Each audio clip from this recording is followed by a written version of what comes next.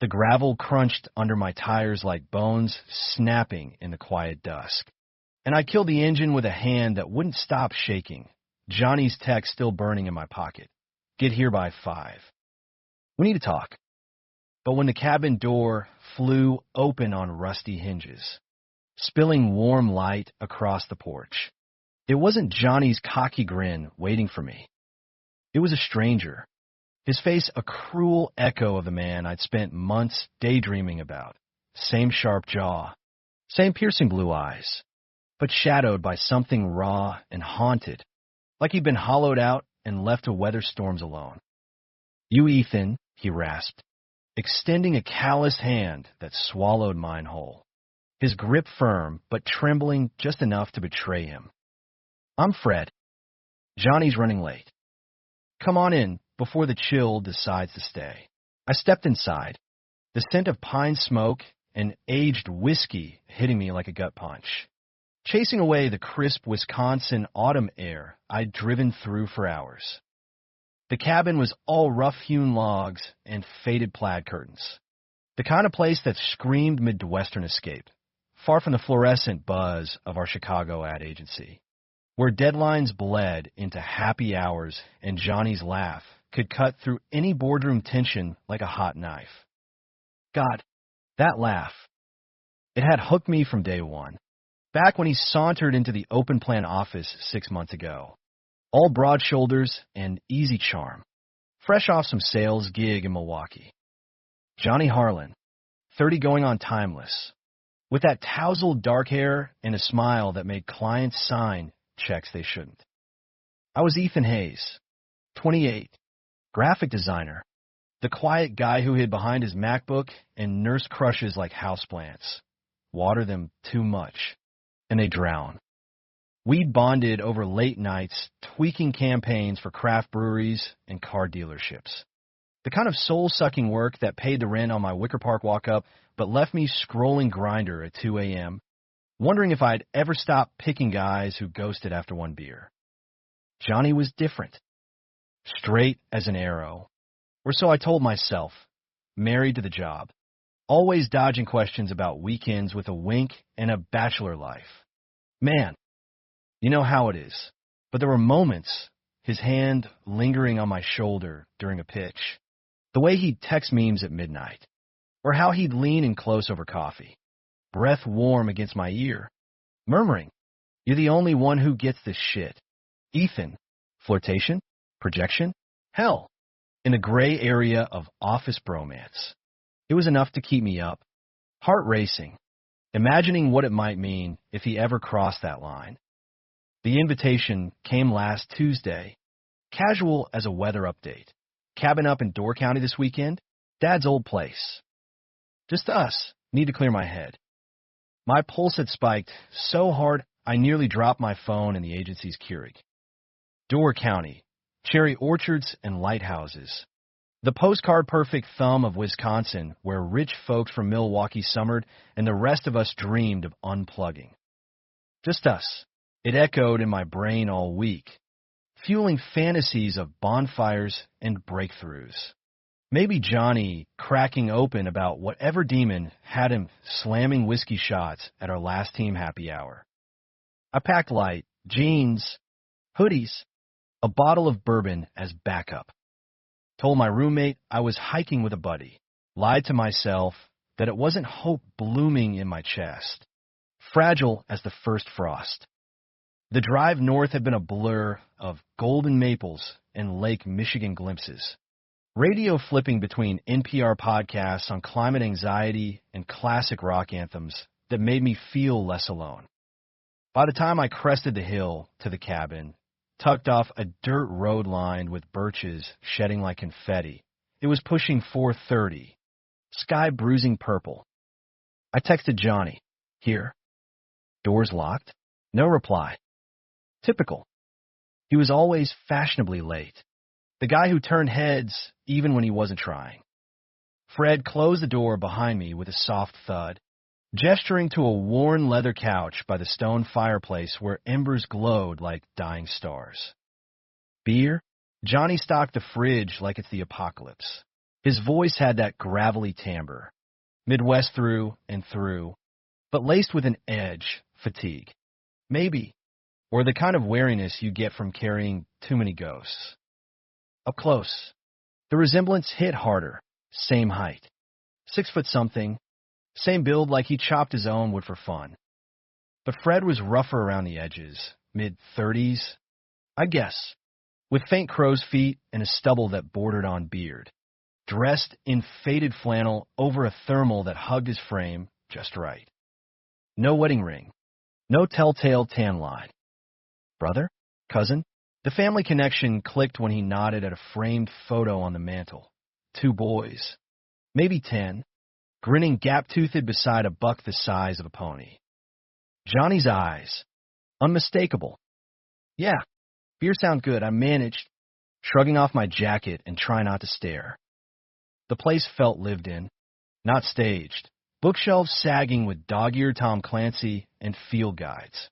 A half-finished puzzle of the Great Lakes on the coffee table. Flannel shirts draped over chairbacks. Cozy, but with an undercurrent of neglect. Like the dust motes dancing in the firelight had settled too long undisturbed. Fred vanished into the kitchen, clinking bottles, and I sank onto the couch, pulse still hammering from the drive. What was I doing here? Chasing shadows of a maybe? Johnny had a way of making you feel seen, like you were the punchline to his best joke. But lately, the text had shifted. Less memes, more vulnerability. Ever feel like you're faking it? He'd messaged last month. I'd replied with a shrug emoji, heart in my throat. He emerged with 2 amber long necks, condensation beating like sweat, and handed one over before dropping into the armchair across from me. So, you're the designer wizard Johnny won't shut up about. The one who saved that trucker campaign from tanking. His smile was tentative, testing waters, but it crinkled those eyes in a way that tugged at something in me. Familiar, yet foreign. I took a swig, the cold bite grounding me. Guilty. And your family. He leaned back, boots scuffing the rag rug. Oldest Harlan by a hair. Johnny's big brother, well, half, technically. Same mom, different dads. Complicated. He waved it off, but his gaze flicked to the photo again, lingering. He'd drag you up here for the fishing or the therapy session. Kid's been wound tighter than a bobbin lately. I laughed. Too loud, nerves fraying. A bit of both, I think. Said he needed to talk. The words hung there, heavy as the wood smoke curling from the hearth.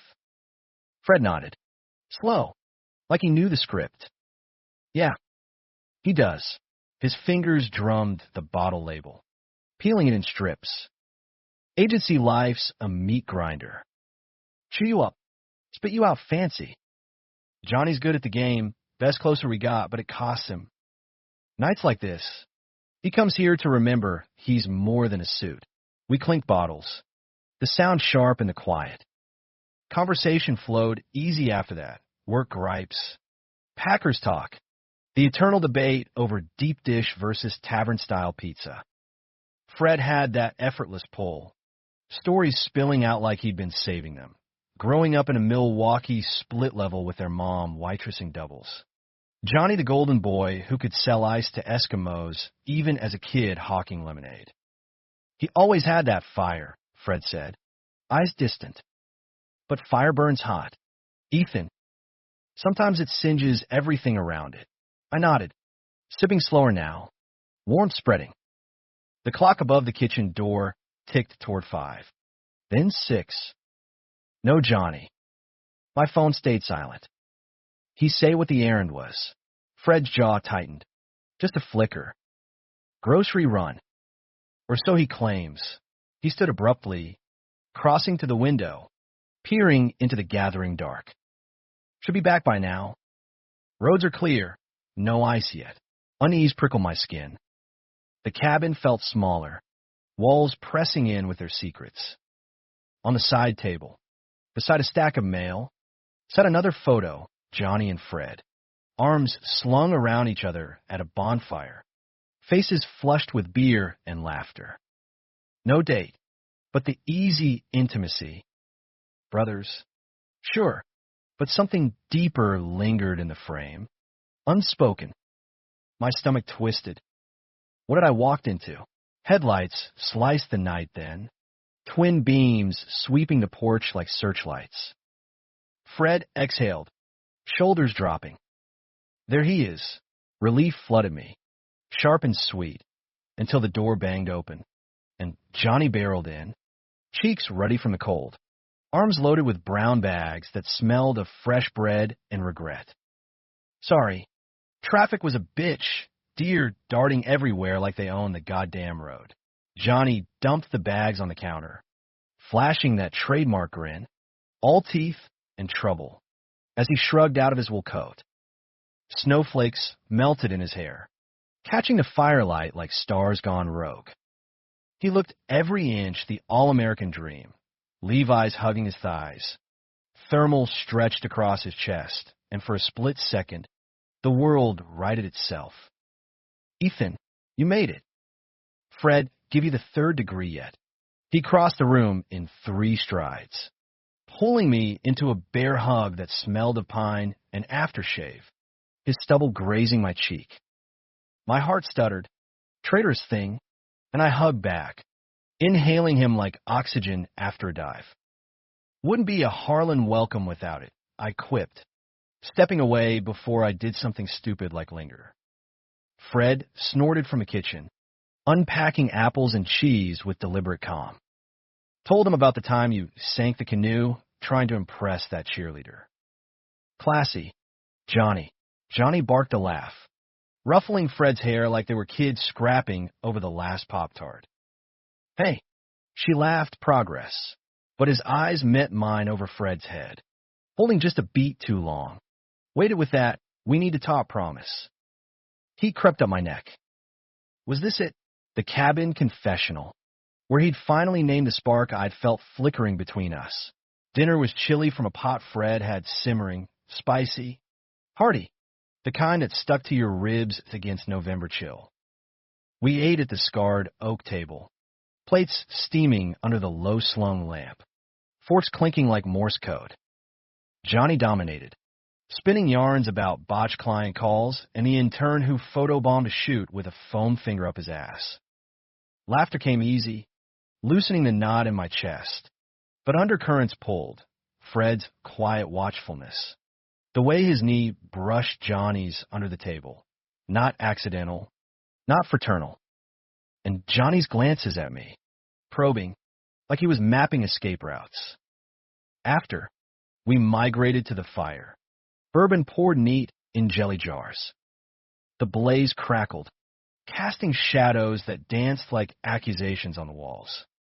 Johnny sprawled on the rug, back against the couch, legs stretched out, socked feet nudging mine. All right, Ethan. Cards on the table. His voice dropped, stripped of its salesman's polish.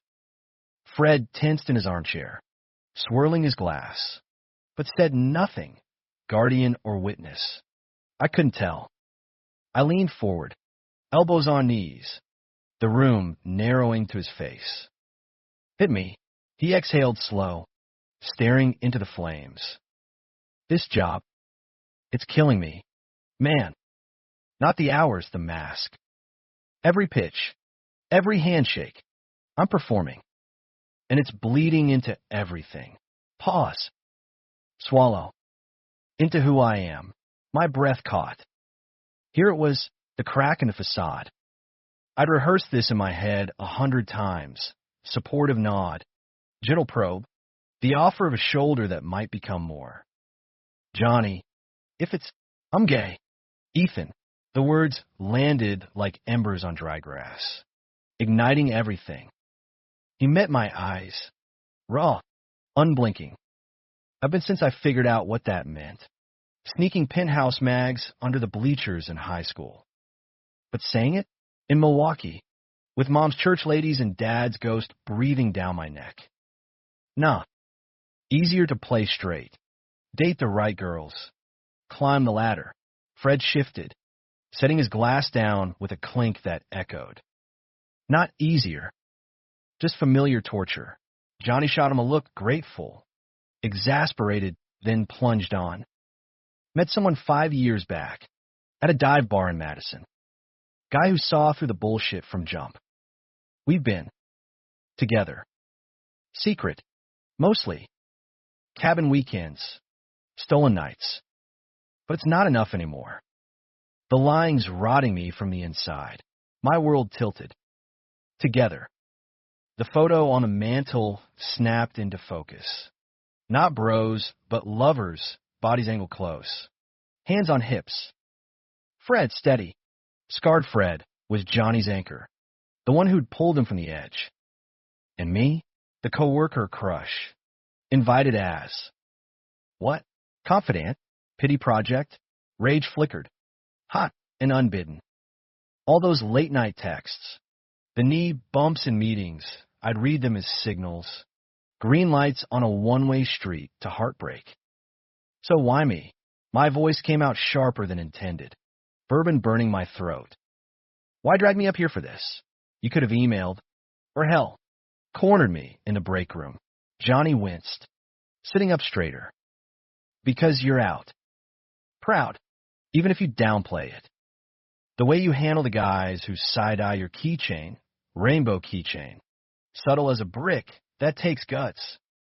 And I like you, Ethan, as a friend. More, maybe, if things were different. But mostly, I needed someone safe to practice on. To say it out loud without the world ending. Fred's gaze bored into me.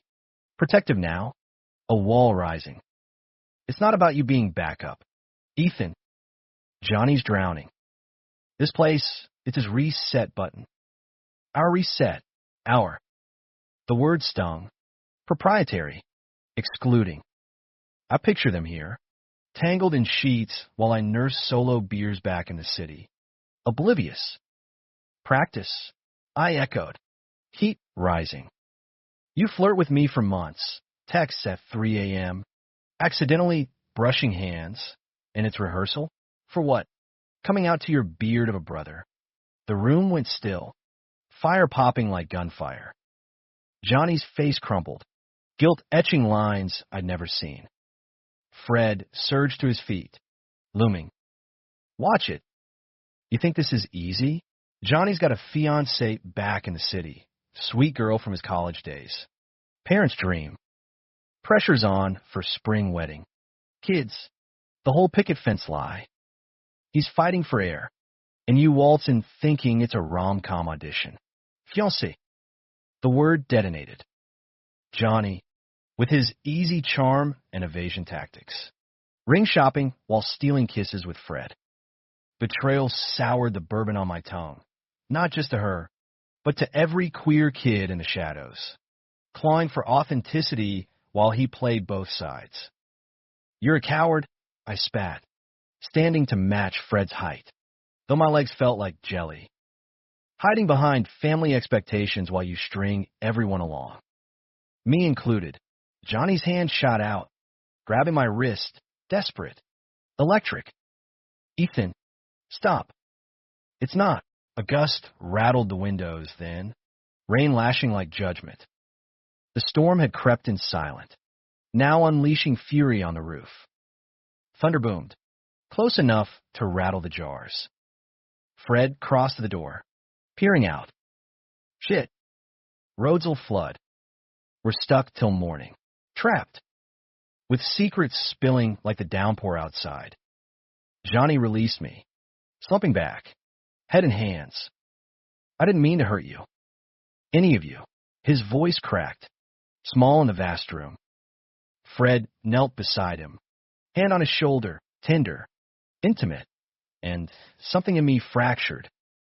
Empathy warred with fury. I saw the boy in the photo, golden but gilded, cracking under the weight. I grabbed my jacket, needing air despite the tempest. I need a minute. The porch wrapped around me like a shroud, rain sheeting off the eaves. Lightning forked the sky, illuminating the lake below, black as ink, churning. Johnny's life, mirrored, surface calm, depths devouring. How many times had I forgiven men like him? My own coming out at 19, disowned by my dad in our split-level Evanston home. Mom's tears the only lifeline, left scars that itched in moments like this. I'd built walls, but Johnny had slipped through, only to hand me a mirror of my worst fears. Love as performance. Desire as danger. Footsteps creaked behind me. Fred, not Johnny. He leaned on the railing, rain misting his face. He's not a villain. Ethan. Just scared shitless. Grew up hearing fags burn in hell from the pulpit. First time he kissed a guy on me, he puked after, thought God would strike him down.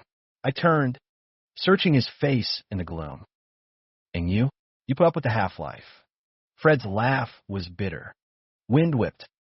Love's not a ledger. But yeah, it carves pieces out. His eyes held mine. Steady, blue like Johnny's. But deeper, tempered by storms weathered alone. A spark jumped, unbidden, warming the chill. Not attraction.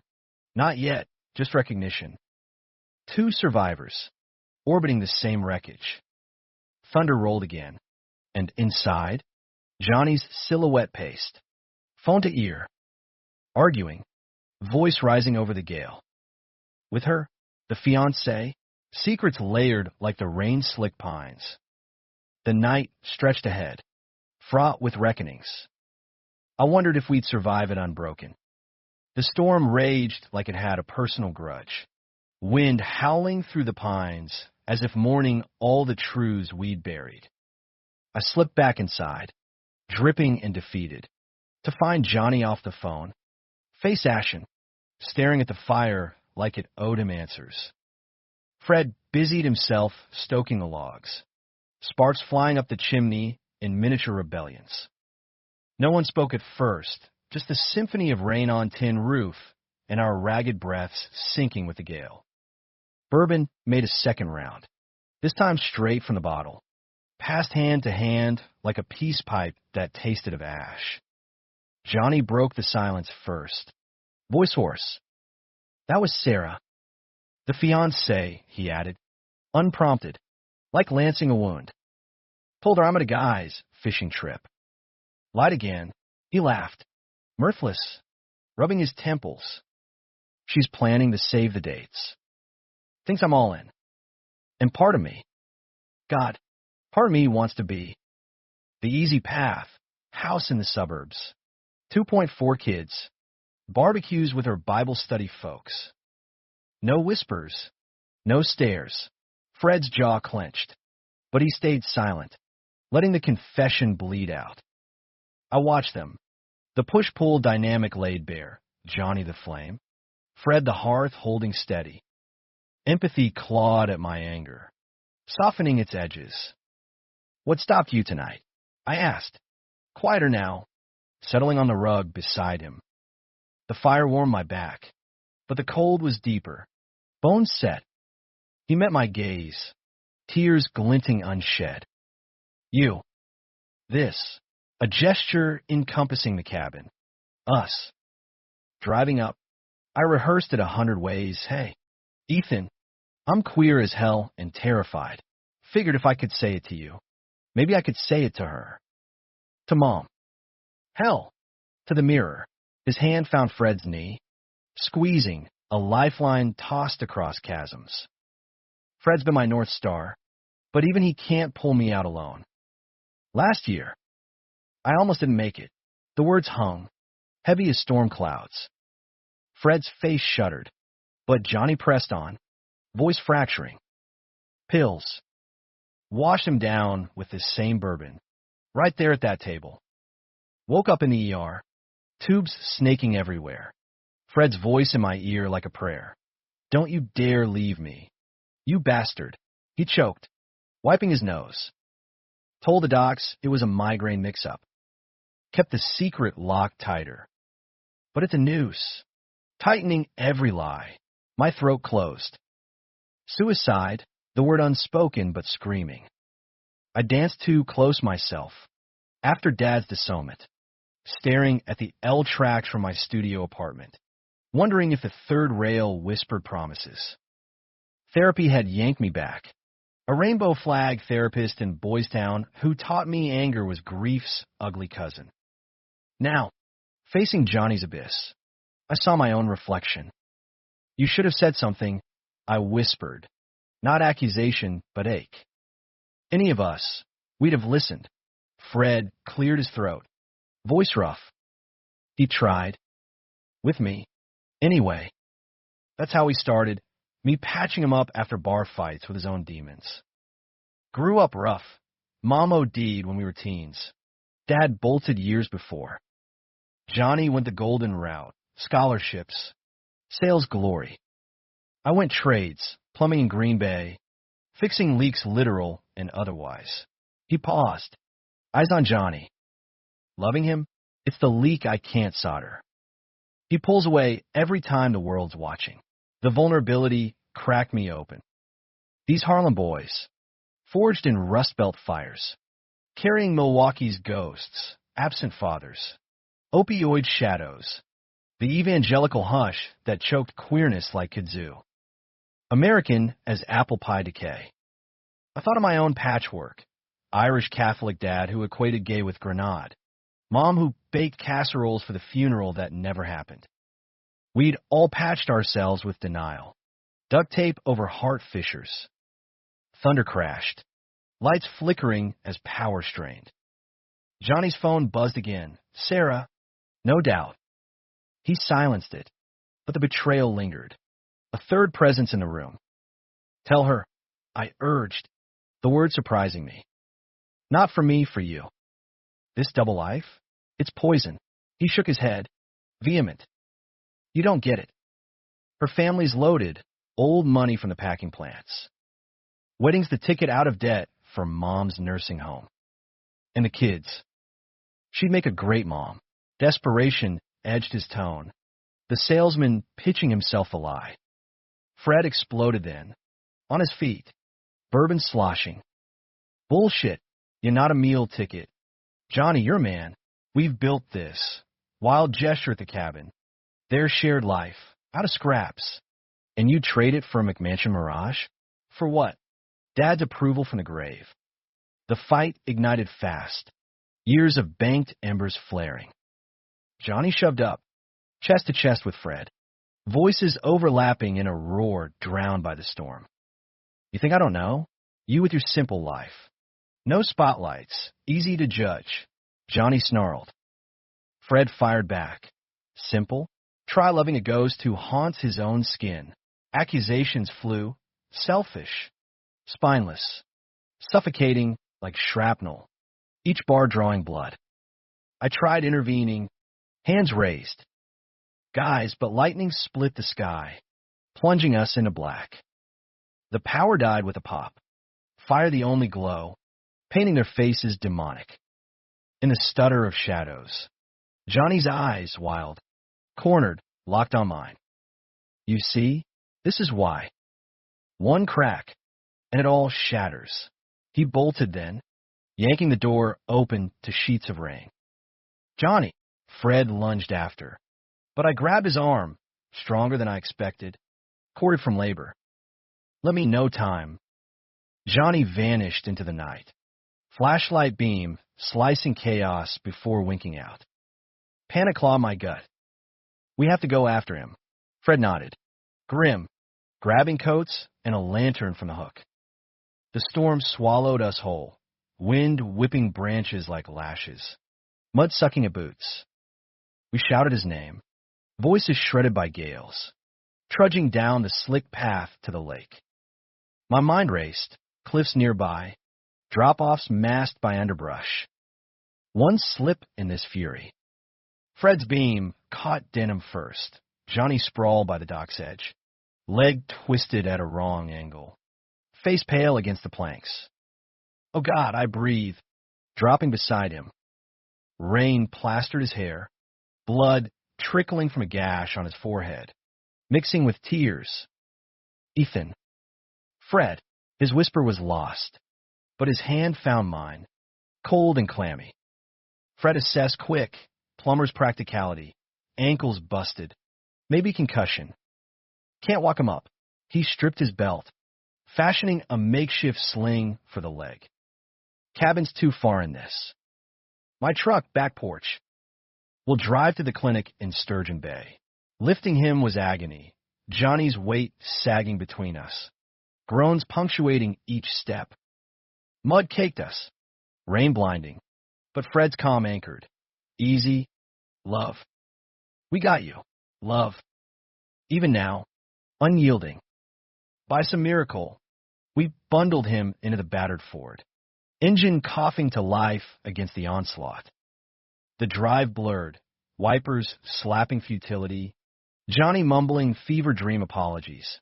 Didn't mean. Sarah. Forgive. The ER in Sturgeon Bay was a fluorescent purgatory. Small town efficient with nurses who knew the Harlans by name. Fell on the dock, storm chasing, Fred lied smooth. Signing forms while I paced the vinyl floor. Adrenaline crashing into dread. X-rays confirmed. Fractured fibula. Mild concussion. Stitches for the cut. No internal. Thank Christ. They wheeled him to a room. Doped on painkillers. Eyes glassy. Fred slumped in the plastic chair. Head bowed. This is on me. Pushed too hard. No, I said. Fierce. On him for running, but doubt not. How my words lit the fuse. The outsider. Stirring the pot. Sarah's number buzzed Johnny's phone again. I silenced it. Heart heavy. Dawn crept gray through the blinds. Storm ebbing to drizzle. Exhaustion pulled, but sleep dodged. Mind replaying the night. Confessions. Clashes. The raw humanity of broken men mending in fits. Johnny stirred, croaking. Ethan, you stayed. Wouldn't leave a man down. I squeezed his hand. The gesture platonic now. Purged of illusions. Fred mirrored it from the other side. A triangle incomplete, but holding. Outside, the lake lay becalmed. Secrets submerged, but stirring. What came next? Reckonings waited. Sharp as the autumn wind. Morning light filtered through the clinic blinds like a hesitant apology, turning the linoleum gold and gilding the four stands chrome. Johnny slept fitful, morphine smoothing his edges but not erasing the bruises. Purple blooms on his cheek from the fall. Deeper shadows under his eyes from a lifetime of dodging. Fred dozed upright in the chair, chin to chest. Flannel rumpled like a discarded flag. I hadn't slept. Caffeine from vending machine sludged my vigil. The storm had passed, leaving skeletal trees stripped bare, a metaphor too on the nose for Door County's dramatic flair. A nurse bustled in at 8, checking vitals with brisk cheer. Doc will release him soon. Crutches. Ice that ankle. Follow up in Cheetown. She eyed us curiously, 3 men in a hospital room, bonded by invisible threads. Family, something like that, Fred murmured, stirring awake. His gaze found mine across the bed, a nod of shared survival. No words needed, we'd weathered the tempest, if not unscathed. Johnny woke proper around discharge, groggy but grinning weakly. Look at us, Harlan Brothers and the stray cat. Thanks for not letting me drown out there. Gratitude laced his tone, but regret shadowed it, heavy as the plaster cast encasing his leg. We hobbled him to the truck, Fred driving one-handed while I played navigator, plotting the crawl back to Chicago. The radio hummed low, Springsteen crooning about highways and heartaches, fitting soundtrack for Rust Belt redemption. Conversations skirted the cliffs at first, weather chit-chat, clinic coffee critiques. But the miles unspooled truths. 43 straightening like a confessor's spine. Johnny broke first, crutches propped beside him. Called Sarah from the payphone. Told her. Everything. His voice cracked on the edges. The cabin. Fred, you. The lies I've been choking on. She cried, hurt, furious, but said she'd known something was off. Wanted me to choose happy, whatever that looks like. Fred's knuckles whitened on the wheel, but he kept eyes forward and canceled the wedding text. For now, Johnny turned to the window. Wisconsin blurring past, dairy barns and silos. American Gothic in fast forward. Mom, too. Screamed about hellfire, then went quiet. Said she'd pray on it. Dad. Well, he's been gone 15 years, but I felt him listening anyway. I watched the interplay. Heart-twisting. Betrayal's aftertaste lingered. Johnny's duplicity a scar on my trust, but so did compassion. Fierce and unasked for. He'd chosen the harder path, not for applause, but survival. Proud of you, I said. Simple. Meant it. The city reclaimed us by noon.